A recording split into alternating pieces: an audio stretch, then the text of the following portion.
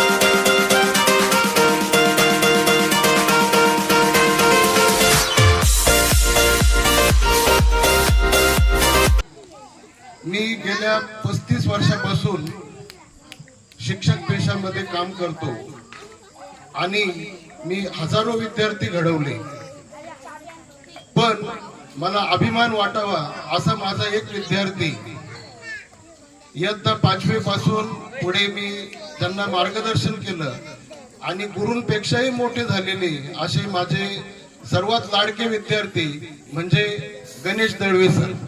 तर पुन्हा एकदा जोरदार टाळ्या वाजवून आपण त्यांना वाढदिवसाच्या शुभेच्छा देऊया.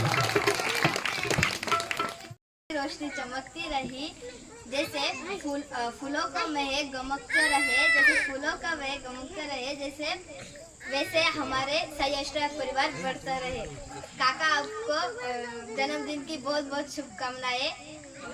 आज हमारे सही अष्टक परिवार के स्थापक श्री गणेश जी दड़वी काका, इनका जन्मदिन उत्सव पे और उसके साथ हमारे साई आश्रय परिवार का स्थापन दिन 7 मई 2013 में शुरू हुआ था, जिसकी शुरुआत 3 बच्चों से हुई थी. हमारे साथ दादा दादी, बड़ी दीदियाँ, छोटी बहनें और भाई है. इसकी वजह से ही हमारा पूरा परिवार बना है. Thank you. आज आपल्या सह्याश्रय परिवारामध्ये तसं पाहिलं तर द्विगुणित दोन्ही मार्गाने आज एक आनंद या ठिकाणी साजरा होत आहे. त्यामध्ये आपल्या सबका मालिक एक प्रतिष्ठान सह्याश्रय परिवार या संपूर्ण या संस्थेच्या वाटचालीला आज आपल्याला 12 वर्ष या ठिकाणी पूर्ण होत आहे. म्हणजे एकदम या ठिकाणी आपण पूर्ण केलं आणि ते साईबाबांच्या कृपेने तसेच अनेक साई आश्रयावर प्रेम करणारे, मार्गदर्शन करणारे, सहकार्य करणारे या सर्वांच्या सहकार्यामुळे आज आपल्याला 12 वर्ष या ठिकाणी पूर्ण झाले. त्याचबरोबर दुसरी आनंदाची गोष्ट म्हणजे आपल्याच साई आश्रयातील मुलगी, त्या मुलीला आज 1 वर्षापूर्वी परी नावाची मुलगी झाली होती आणि खूप सुंदर अशी ती मुलगी आज आपण पाहू शकता. तिच्या चेहऱ्यावरचे तेज आहे. तिला आज 1 वर्ष पूर्ण झाले आणि भगवंताची कृपा ती त्यावेळेस आम्हाला असं वाटलं डिलिव्हरी झाल्यावर तिच्या कपाळावरती काहीतरी रॅशेस पडले असतील, ते त्रिशूळासारखं दिसत होतं. परंतु आज आपण पाहू शकतो 1 वर्षानंतर देखील तोच चमत्कार आपण या ठिकाणी बघतो. आणि नक्कीच अनेक गुरु असतील, अनेक संत असतील या ठिकाणी भेटायला ज्यावेळेस आले त्यांना मी सांगितलं, मी त्यांना याची छोटीशी कहाणी तिची सांगितली, तेव्हा लगेच त्यांनी सांगितलं की पुढे चालून हीच, आम्ही तिचं नाव शांभवी ठेवलं, आज तिला लाडाने परी म्हणतात, ती पुढे चालून आपल्या धर्माचं काम करेल. असं ऐकून नक्कीच खरोखर खूप मोठा आश्चर्याचा व आनंदाचा क्षण आम्हाला या ठिकाणी वाटतो. आणि असा हा तिचा छान वाढदिवस आपल्या साई आश्रय परिवारात साजरा होत आहे. सर्वांचे शुभ आशीर्वाद या ठिकाणी भेटत आहे. यामध्ये मुलं असतील, आजोबा असतील, आमचे गुरुजन, शिक्षक, साईनाथ माध्यमिक विद्यालयाचे बेलदार सर या ठिकाणी आहेत, अनेक आपले कलाकार मंडळी या ठिकाणी उपस्थित आहेत, त्यांचं मी या ठिकाणी खूप खूप आभार मानतो.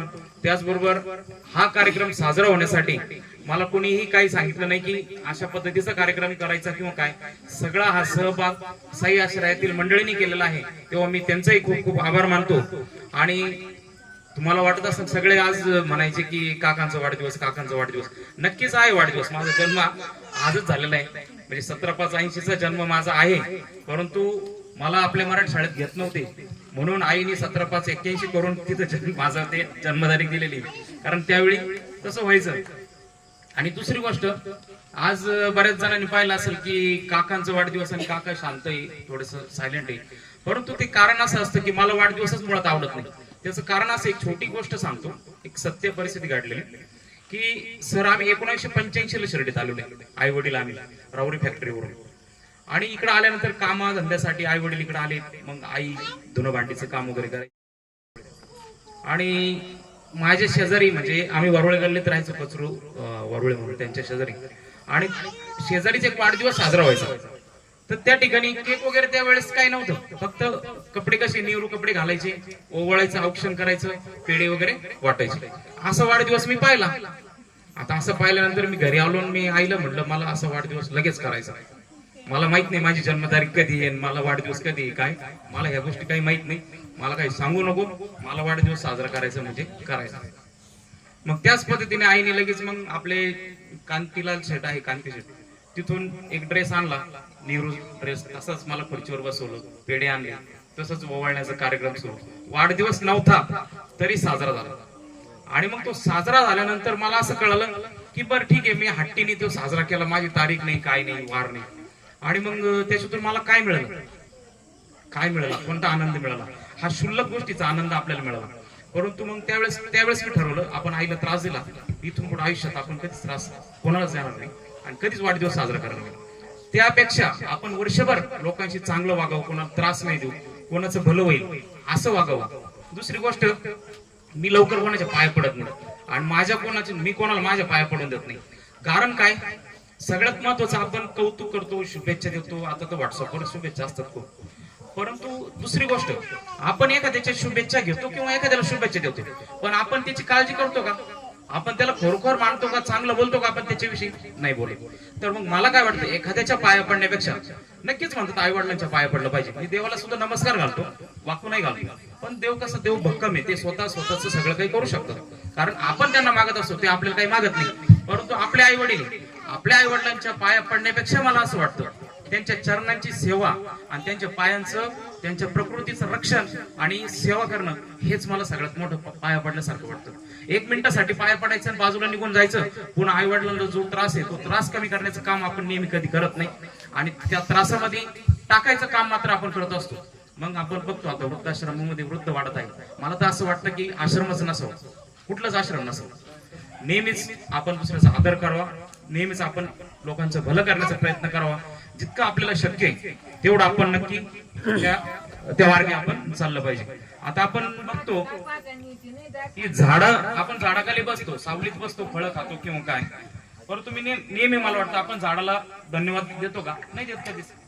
किंवा आपल्या आई वडिलांविषयी असेल, देवाविषयी असेल, आपल्या गुरुजनांविषयी असेल, आपल्या मित्र परिवाराविषयी असेल, आपण खरोखर जर आपल्यासाठी जो धावून येत असेल, आपल्याला जो मदत करत असेल, नक्कीच त्याला धन्यवाद आणि आभार व्यक्त हे करायलाच पाहिजे.